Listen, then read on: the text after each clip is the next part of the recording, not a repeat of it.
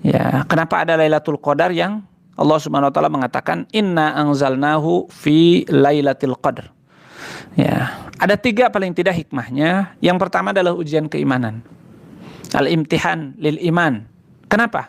Kan sebetulnya kan waktu sama aja. Terbit matahari, terbenam matahari, nanti malam, subuh lagi. Lalu apa yang membedakan? Yang membedakan adalah pilihan Allah. Seperti apa bedanya Mekah, Madinah, Al-Aqsa, masjid di Turki, masjid di Jakarta. Gitu-gitu juga. Tapi kenapa yang tiga ini menjadi istimewa? Itu pilihan Allah. Kenapa kita sholat terus ngadap ke kiblat? Kenapa ke timur? Padahal arah itu sama saja.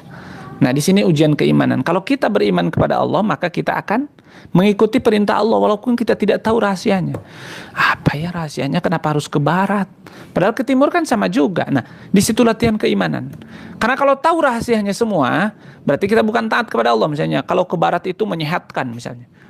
Ya, sehingga kita mau salatnya menghadap ke barat. Berarti kita bukan taat Allah, tapi mencari kesehatan. Seperti orang puasa, ada orang dua puasa. Yang satu mencari sehat, apa disebutnya? Diet, ya diet.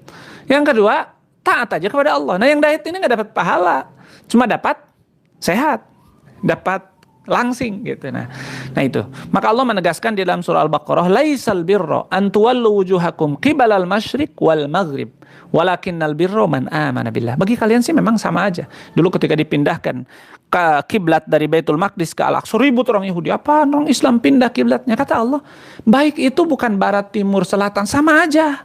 Atas, bawah, kanan, kiri, semuanya nilainya sama. Lalu apa baiknya kanan dan kiri? Cuma Allah memilih ke barat itu ada Ka'bah di sana, kata Allah ke sana. Ya. Seperti Allah memilih di antara 365 hari itu ada 10 hari yang 360 harian itu ada 10 hari yang istimewa di bulan Ramadan. Ya hak Allah. Kenapa nggak di awalnya aja yang pertama pas kita semangat ya? Nggak bisa. Kalau kita mau taat kepada Allah, nah disitulah ujian keimanan. Mau taat nggak? Jangan sampai mengatakan sama aja lah ente ibadah 10 hari terakhir doang dari awal. Nggak boleh gitu. Karena memang 10 hari terakhir ini diistimewakan oleh Allah seperti kita sholat menghadap ke Ka'bah. Ya, jadi itu yang pertama ujian keimanan.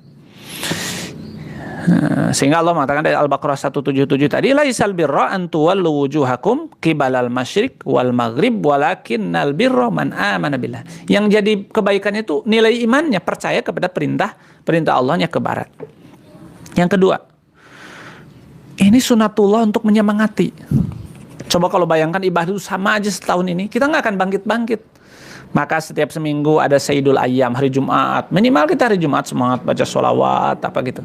Tapi kalau disamain, kita istilahnya flat terus, nggak ada semangatnya tuh. Tapi kalau ada seperti ini hari istimewa, di mana pahala, wah bangkit lagi kita. Sehingga besok mudah-mudahan masih ada semangatnya. Yang asalnya tidak ke masjid, yang asalnya tidak bangun malam. Nah itu diantaranya adalah hikmahnya litansyid, untuk mendorong. Sehingga orang yang asalnya malu, 10 terakhir dong, wah bangkit. Nah minimal atuci di 10 terakhir aja, kalau nggak bisa di setiap malam gitu kan.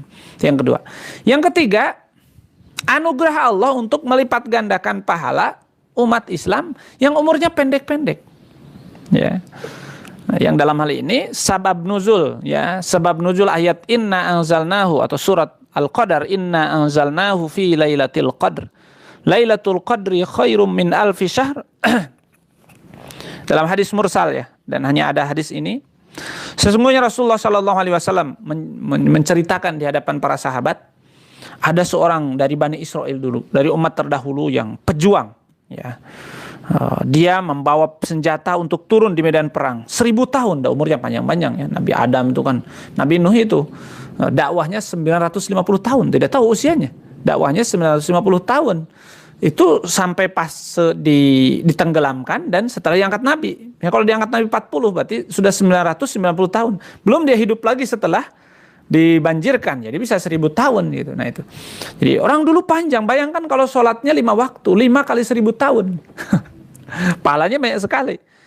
Fa'ajibal muslimun. Maka para sahabat, luar biasa ya. Waktu itu kan usianya panjang, sehingga kalau enak gitu kan, kalau panjang usia banyak kesempatan yang bisa dilakukan ya. Kuotanya istilahnya, kalau kuotanya setahun kan internet juga enak, kita bisa pakai untuk apa aja. Nah, kemudian Allah menurunkan fa'anzalallahu inna anzalnahu fi lailatul qadr wa ma adraka ma lailatul qadr lailatul qadri khairun min alfi syahr. Maka kata Allah, kalian juga dikasih nih. Ada satu malam di antara, walaupun usia kalian cuma 60 tahun, tapi kalau setiap tahun dapat 1000 tahun, berarti sudah 60.000 tahun, masya Allah.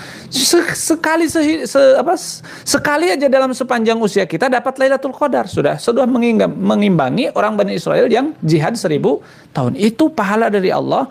Wallahu yudha'ifu liman yasha, dan hak Allah melipat gandakan pahala. Jadi 3 hikmah dari adanya Lailatul Qadar, yaitu satu, ujian keimanan. Kita mau semangat gak?